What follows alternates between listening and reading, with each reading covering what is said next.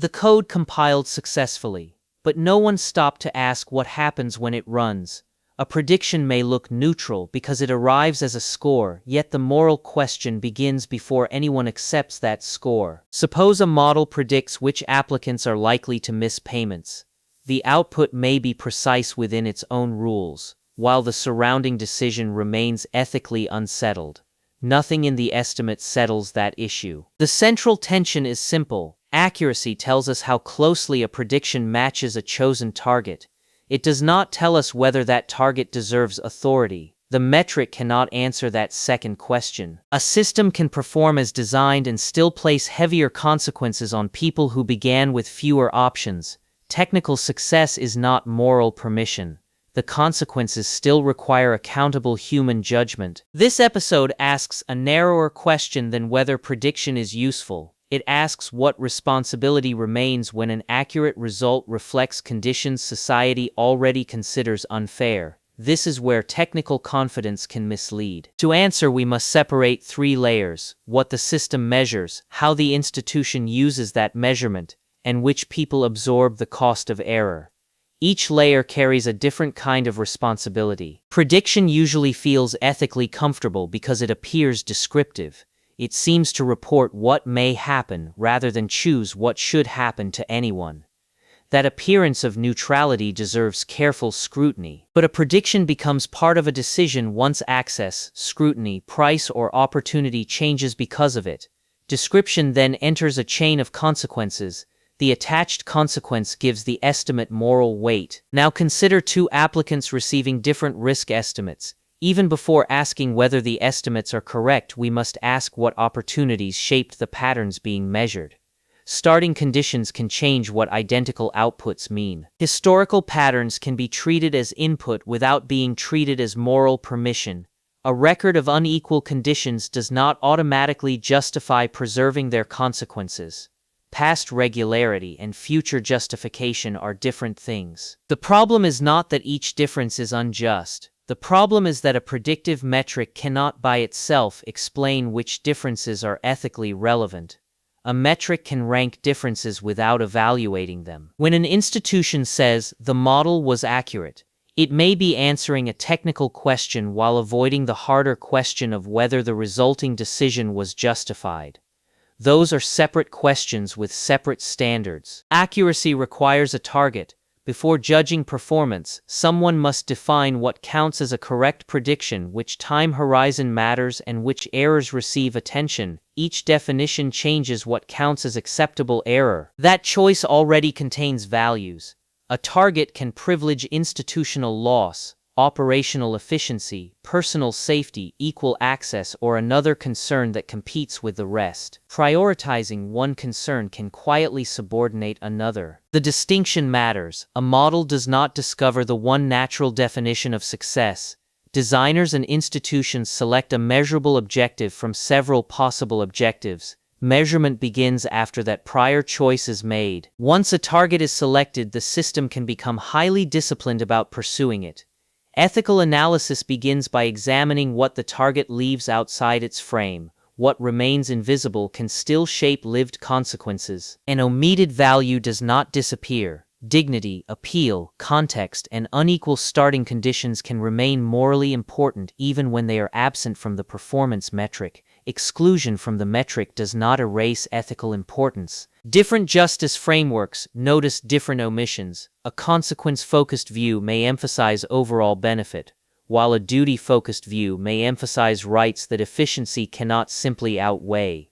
Each framework protects a different moral concern. A capabilities perspective asks whether people retain meaningful opportunities, not merely whether identical procedures were applied. Equal procedure can coexist with sharply unequal practical freedom. Practical opportunity matters alongside formal procedural sameness. Pause and examine the trade-off. Accuracy may reduce one kind of uncertainty while increasing another. Uncertainty about whether a precise process is serving a defensible purpose.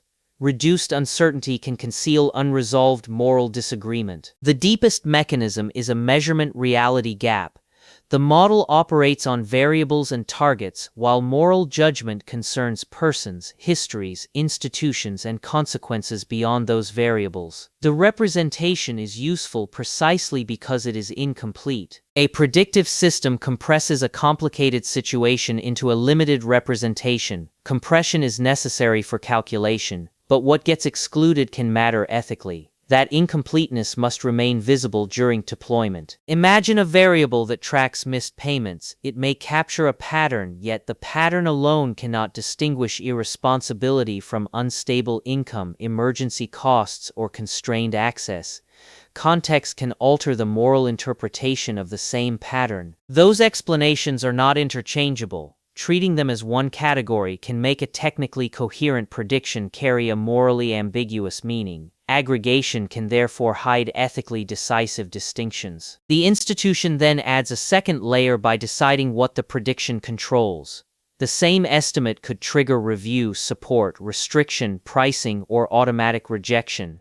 Use design determines how much authority the estimate receives. Responsibility therefore cannot rest inside the score. It sits across the choices that defined the target, selected the inputs, set the threshold, and attached consequences. Those choices remain open to examination and revision. We built the mirror. The system may reflect existing patterns with great clarity, but reflection alone does not tell us which patterns deserve continuation. A reflection may be accurate while its continuation is unjustified. Accuracy can intensify the ethical problem because a persuasive result may discourage scrutiny.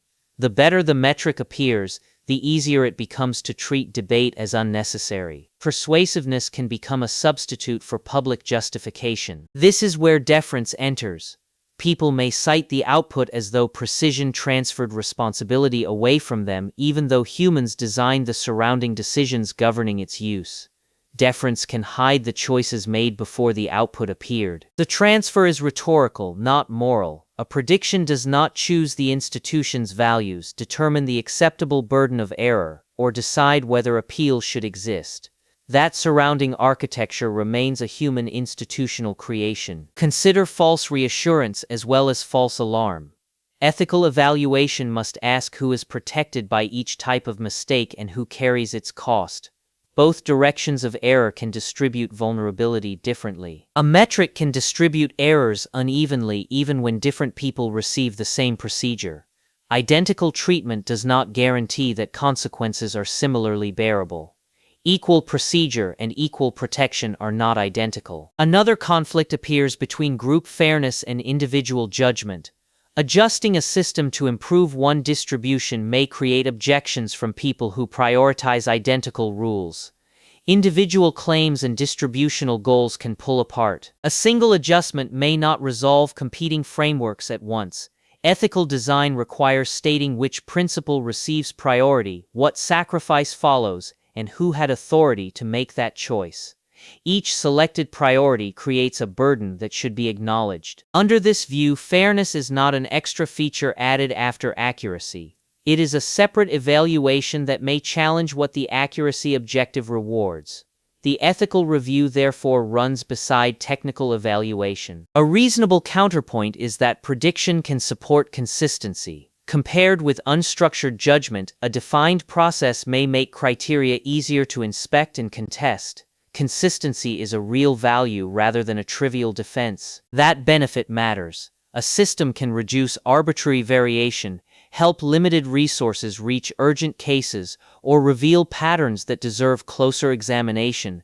These uses show why blanket rejection would be careless. Of course, legitimate benefit does not erase governance duties. The more a prediction influences opportunity, the stronger the case for transparency, review, and bounded use. Benefits strengthen the need for proportional safeguards. A second limitation is that unequal outcomes do not automatically prove injustice. Relevant differences may justify different treatment under some ethical frameworks and circumstances. Difference alone cannot reveal the proper moral conclusion. The challenge is to explain why a difference matters, rather than assuming that sameness or equality of outcome is automatically the correct standard. Justification must connect the difference to a legitimate purpose. Another boundary concerns accuracy itself. A prediction can be appropriate for one narrowly defined use while becoming misleading when reused for a broader decision. Purpose limitation prevents a narrow estimate from becoming overextended judgment. Therefore, the question is not whether accurate systems should be rejected, it is whether their authority remains proportional to the purpose and evidence available. Authority should expand only with corresponding accountability. The opening tension can now be resolved. Accuracy answers whether a model matches its chosen target, while justice asks whether that target and its consequences are defensible. This distinction answers why precision alone is insufficient. These questions can support each other, but they are not substitutes. Better prediction cannot eliminate the need to justify the rules built around prediction. One cannot silently replace the other. Responsibility remains with the people and institutions who define objectives, approve inputs, set thresholds, determine consequences, and decide whether affected people can challenge an outcome.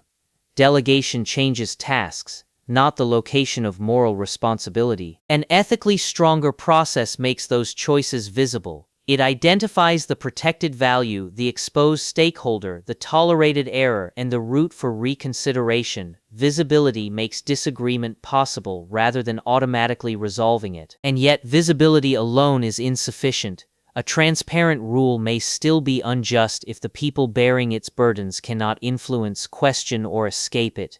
Power without contestability remains ethically fragile. Justice also requires attention to starting positions. Applying one threshold across affected people may preserve disadvantages that the threshold does not measure.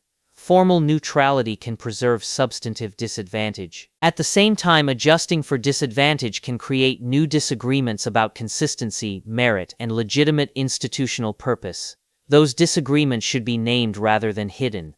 Competing principles deserve explicit comparison. The defensible goal is not a perfectly moral metric. It is a process that treats technical performance as one input within accountable human judgment. Accountable judgment remains necessary after calculation ends. That process should preserve room for context where context matters, while preventing exceptions from becoming arbitrary favors. The balance depends on the decision's stakes and purpose. Guardrails must constrain both automated rules and discretionary exceptions. A practical evaluation begins by asking what the target represents. Is it measuring the value we care about, or merely something convenient to calculate? Convenience is not the same as moral relevance. Next, identify who benefits when the prediction is right and who suffers when it is wrong. The distribution of error is part of the ethical design. Error burdens reveal whose interests the objective protects. Then ask what happens after the output appears. Does it prompt inquiry, constrain options, determine access, or merely offer one perspective among several? Downstream use determines the practical meaning of prediction. Examine whether an affected person can understand the basis of the decision, provide relevant context, and obtain meaningful reconsideration from someone with authority. Contestability turns passive exposure into limited agency. Compare the system under more than one ethical framework. A process that maximizes aggregate benefit may still violate duties, dignity, or meaningful opportunity. Plural evaluation prevents one metric from becoming absolute. Finally, ask where responsibility is assigned. If several participants can point elsewhere, the design has created an accountability gap even when prediction remains accurate. Diffuse ownership can make preventable harms harder to correct. Not can we, but should we? The sharper question is not whether prediction works, but whether its use preserves justification, contestability, and responsibility. The answer should remain tied to concrete decision conditions. Accuracy deserves respect as a technical achievement, but not as a complete moral verdict. Its proper role is bounded by the values and consequences surrounding it. That boundary keeps technical excellence in its proper place. When prediction becomes powerful, ethical judgment must become more explicit, not less. Responsibility grows alongside the reach of prediction. The machine is learning. The question is, what are we teaching it?